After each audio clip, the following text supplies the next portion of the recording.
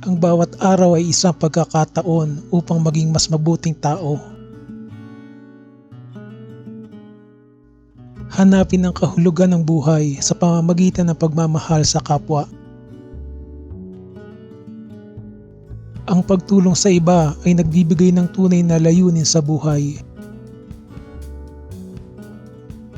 Matutong magpasalamat sa maliliit na bagay, dito nagsisimula ang tunay na kasiyahan.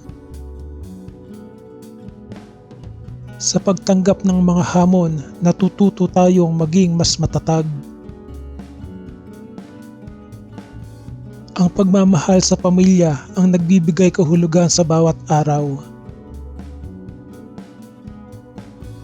Maghanap ng inspirasyon sa mga taong nagmamahal at sumusuporta sa iyo. Sa bawat pagsubok, may natututunan tayong bagong aral. Ang pagiging bukas sa bagong karanasan ay nagbibigay ng layunin sa ating buhay. Pagyamanin ng relasyon sa mga mahal sa buhay, dito makikita ang tunay na kaligayahan. Ang pagtutok sa mga pangarap ay nagbibigay direksyon sa ating paglalakbay. Matuto sa mga pagkakamali upang maging mas mabuting individual. Ang pananampalataya sa Diyos ang nagbibigay lakas at kahulugan sa buhay. Sa bawat tagumpay, alalahanin ng mga taong tumutulong sa iyo. Maglaan ng oras para sa sarili upang mag-reflect at magplano. Ang pagpapakumbaba ang susi sa tunay na tagumpay at kasiyahan. Sa pagtulong sa komunidad, natutuklasan natin ang ating layunin. Ang pag-aaral ng bagong bagay ay nagbibigay ng bagong sigla at layunin.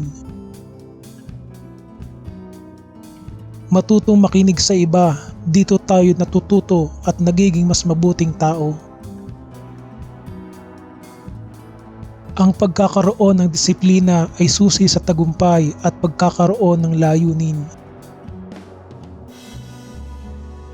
Hanapin ang kahulugan ng buhay sa simpleng mga bagay na nagpapasaya sa iyo. Ang pagbibigay halaga sa oras ay mahalaga sa paghanap ng layunin. Matutong magpatawad, ito ang magbibigay ng kapayapaan at kahulugan sa buhay. Ang pagiging totoo sa sarili ang magbibigay ng tunay na kaligayahan. Pagyamanin ang iyong talento at gamitin ito upang makatulong sa iba. Ang pagkakaroon ng pangarap ay nagbibigay direksyon at layunin sa buhay.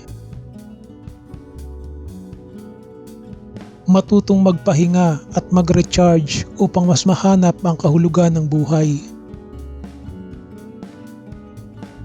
Sa bawat pagsusumikap, tandaan ang iyong layunin at inspirasyon. Ang pagiging positibo sa kabila ng pagsubok ay nagbibigay ng lakas at layunin. Magbigay ng inspirasyon sa iba, dito makikita ang tunay na kahulugan ng buhay.